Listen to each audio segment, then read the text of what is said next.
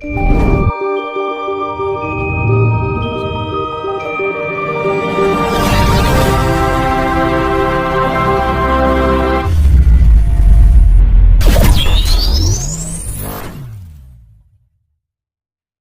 Mas, penyatuan dengan alam, ada nggak treatment khusus yang harus kita lakukan setiap hari sebagai bukti penyelarasan atau penyatuan dengan alam? Apa yang harus kita lakukan? Yaitu kita mempelajari hal yang sepele yang nggak kita sadari itu tadi. Contohnya kita minum aja ya, kita minum kita sadari, kita mandi kita sadari bahwa kita diguyur oleh air, itu akan menambah energi itu sebenarnya, ya kan? Kita makan kita ingat makan, terus itu ibaratnya topong rame, ya kan? Di dalam kehidupan sehari-hari dulu, yang realita dulu aja, harus bisa merasakan bersyukur. Itu bagian dari perjalanan spiritualitas. Kenapa dibilang spiritualitas? Suatu sikap atau langkah untuk memahami segala perilaku kita sehari-hari, itu namanya spiritualitas. Membangun diri untuk menjadi pribadi yang lebih sadar, ya kan?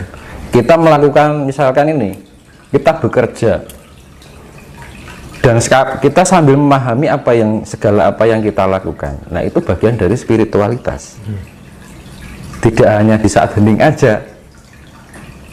Makanya kan spiritualitas kan ada dua, topong rame karo topong mening. Topong rame ya kita hidup di keseharian itu, dengan keluarga, dengan teman, dengan pekerjaan, kan macam-macam. Ya. Kalau topong mening ya kita perenungan, relaksasi, menemukan tingkat kedamaian. Kedamaian jangan dicari tapi ditemukan. Beda loh. Ditemukan dengan dicari beda loh. Misalnya jodoh ini, jodoh dicari, yang namanya cari itu pasti tumbuhnya dari karsa. Tapi kalau dipertemukan karena suatu energi yang saling menyatu, ada tarik unsur tarik menarik. Beda lah. Nah itu kedamaian tidak untuk dicari tapi dipertemukan. Nah, bagaimana cara mempertemukan kedamaian itu? Kita harus mempunyai dasar kasih. Ya, itu kedamaian. Dasarnya kasih. Dan ibaratnya katun termaning urip dumunung ana ning katun termaning ati. Kalau kita nggak bisa menenteramkan di dalam hati kita sendiri, ya mana bisa kita menemukan kedamaian? Hal sepele ya.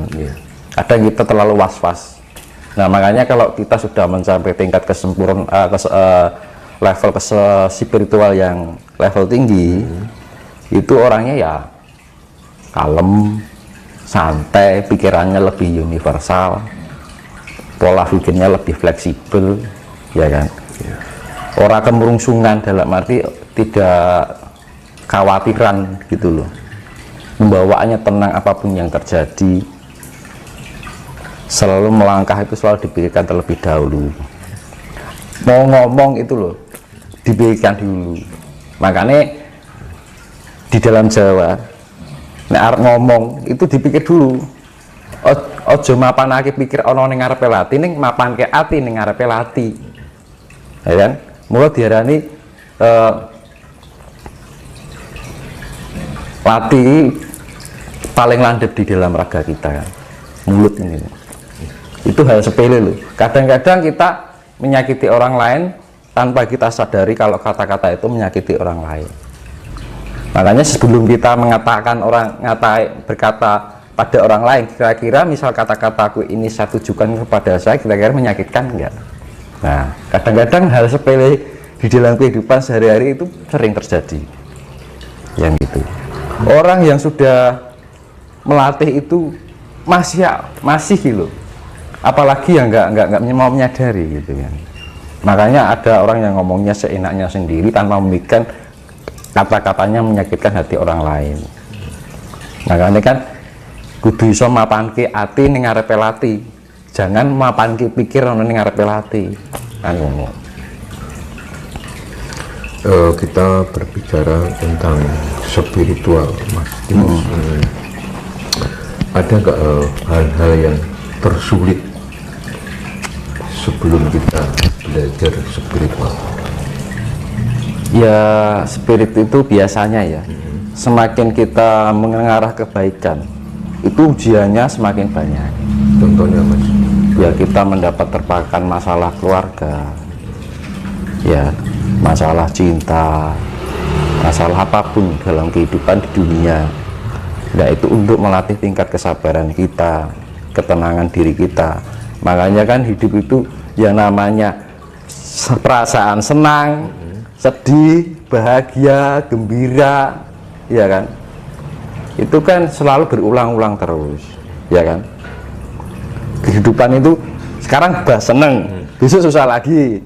Setelah susah dilewati, senang lagi. Setelah senangnya berlalu, susah lagi. Terus roda waktu itu selalu berputar kayak gitu. Tapi di dalam momen-momen yang kita melewati itu, kita harus bisa menyadari, harus bisa mengambil hikmahnya. Kalau kita nggak mau mengambil hikmahnya, kita nggak bisa menggali apa yang terkandung di dalam perjalanan itu tadi.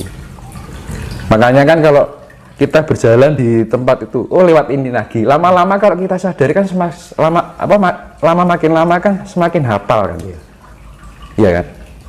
Kadang-kadang hanya cuman lewat aja kan gitu kan, nggak dipahami, akhirnya kenal lagi kan, makanya gitu kan.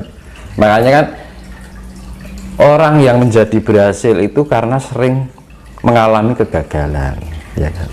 Orang menjadi kuat karena sering mengalami kelemahan, ya kan? Orang menjadi baik karena belajar dari kesalahan. Kita memahami kesalahan kita, tanpa kita bisa memahami kekurangan kita, yang nggak mungkin kita akan bisa menjadi lebih baik lagi, gitu. Kita ibaratnya mau senang harus berlatih dari kesedihan dulu, penderitaan.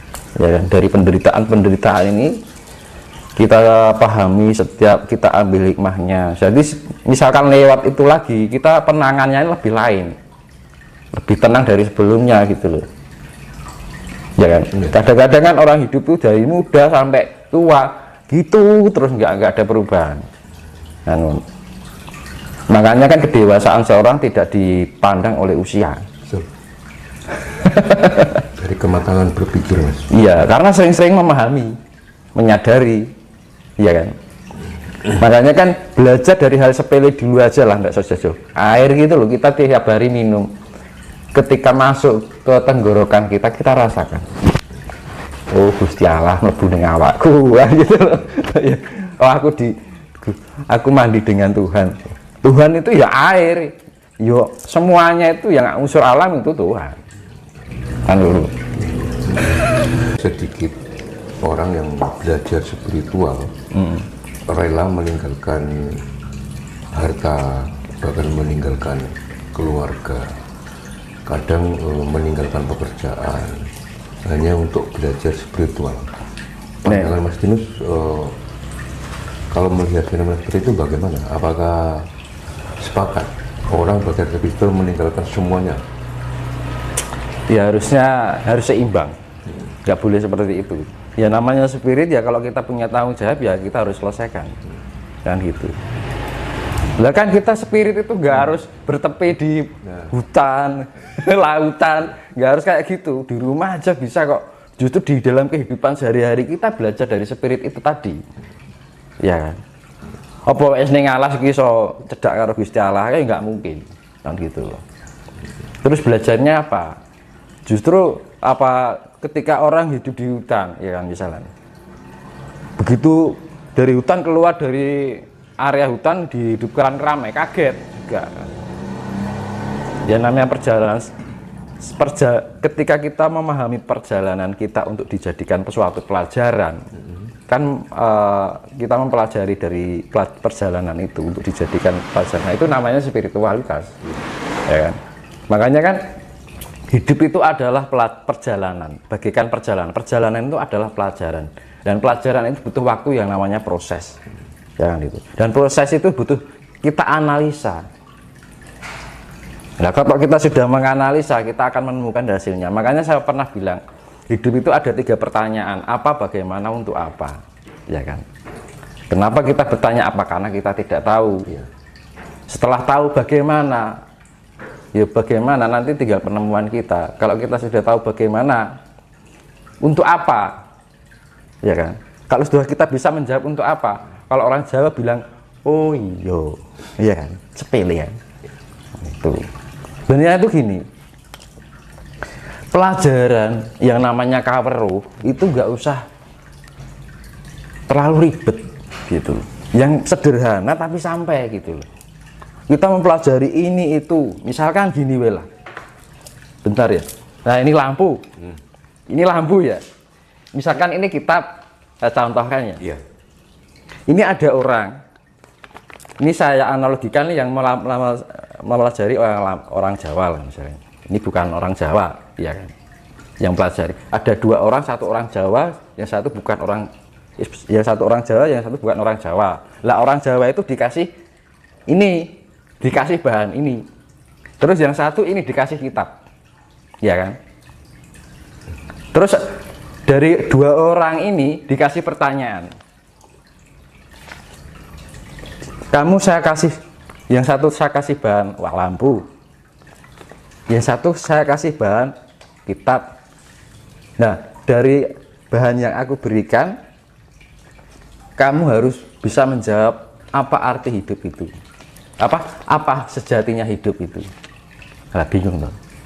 Lampu karo kitab, ini kan bisa nggak menganalogikan, apa mengartikan? Ini lampu, orang Jawa dikasih lampu nih misalkan, nyoh tak kasih lampu, kue kudu ngerti sejatinya urip, ya kan? Nah yang satu ini yang bukan orang Jawa, ini tak kasih kitab biar kamu mengerti hidup. Nah, aneh-aneh toh. Piye jalannya pikir? Kalau kita misalkan Gusti Allah memberikan ilmu seperti ini, kan bingung. Iki lampu iki piye? Kan ngono lho. Ini kan lampu. Terus cara mempelajari gimana? Kalau ini kan pasti jelas, copy paste. Kitab kan aslinya kitab ini. Kita baca copy paste, copy paste, copy paste, copy paste. Padahal di dalam kitab itu penuh dengan siloka. Nah, menerima dengan mentah. Ya kan? Tapi orang Jawa modelnya gini. Belajarnya dari pengasahan diri, pengasahan pola pikir, yang namanya kecerdasan intelektual, kecerdasan spiritual kan. Lampu ini sepele ya, saya analogikan lampu lah ya. Ini lampu bisa nyala karena apa mas? Karena ada arus listrik ya. Iya. Nah, arus listrik itu ada dua arus, min dan plus. Ya. Nah, podo karo itu kan energi, volt, tegangan. Ketika ini menyala, apa? Hidup lah mas. Yo wis urip yo iki. Yo apa mas? Lah, lah kok lampu bisa ngurup ya? Kok lampu bisa menyala? Karena ada dua arus, plus dan minus, ya kan? Kalau sudah menyala, keluar cahaya. Nah gitu kan. Lah keluarnya cahaya itu tergantung arusnya ini menghasilkan warna apa dulu. Makanya dibilang aura gitu mas. Iya toh? Iya. Cahaya. Kalau kita bisa menghidupkan diri kita, yang keluar adalah cahaya jiwa kita, ya kan? Lah kok ono plus minus? Ya mergane dunyo ki eneke nek diibaratkan energi plus iki yo malaikat, energi minus yo iblis. Ya jangan salahkan iblis. Kalau kita tanpa iblis kita nggak bisa hidup. Loh bener itu. Karena di dalam muatan itu ya ada atom itu ya, proton dan elektron. Lah kan sudah jelas kan gitu. Nah, kalau nggak ada ini nggak bisa ada kehidupan seperti kita.